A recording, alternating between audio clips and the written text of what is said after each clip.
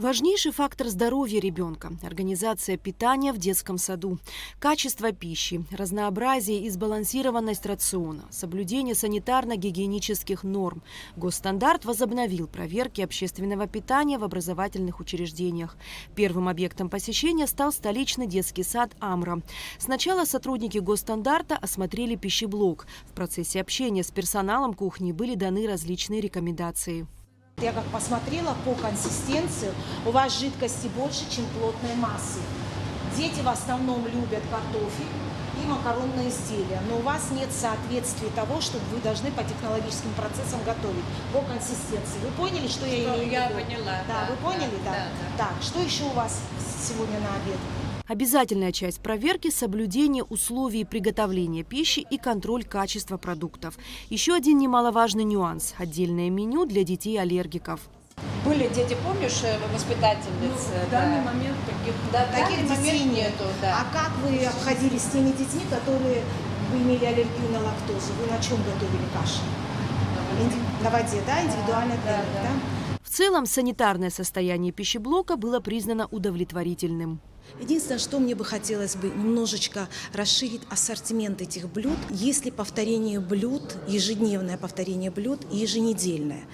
И включается ли блюдо из мяса, включается ли блюдо из рыбы, включается же блюдо из салатов. Этот ассортимент я просмотрю и позже вам дам эту информацию. У них меню находится в основном при входе в группу.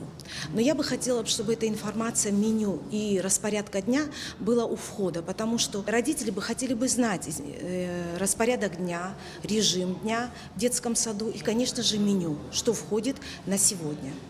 И это, конечно, отсутствует. Сотрудники Госстандарта также осмотрели продуктовый склад детского сада. Каждая группа продуктов даже при кратковременном хранении требует определенных условий. Проведена проверка пока визуальная. Выводы, можно сказать, что удовлетворительно. По пищеблоку, по хранению на складе пищевых продуктов будут всего лишь изменены одну или две позиции мы уберем из продуктов, которые мы не рекомендуем. Это касается опять-таки так называемого сливочного масла спред. Продукты должны быть все промаркированы. Маркировка должна присутствовать на складе до окончания применения данного продукта. Там есть моменты, где маркировка или срезана, или выпала. Если сравнивать проверки 3 года назад и нынешние, уже по итогам уже видно, что продукты значительно изменились в лучшую сторону. Также был осмотрен медицинский кабинет. Инспекторы отметили отсутствие медикаментов. По словам сотрудников сада, поставка лекарств ожидается. Кроме того, на взятых пробах пищи не указаны дата и время.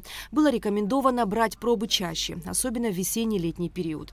Далее инспекторы Госстандарта посетили детский сад «Соловей». Как и в первом объекте, здесь на питание одного ребенка государство выделяет 160 рублей в день. Специалисты провели аналогичные осмотры пищеблока, продуктового склада и медицинского кабинета. Были отмечены незначительные нарушения. Какое время? Ничего не указано. У вас ничего здесь нет. Посмотрите. Я же не знаю, может, вы позавчера брали, когда.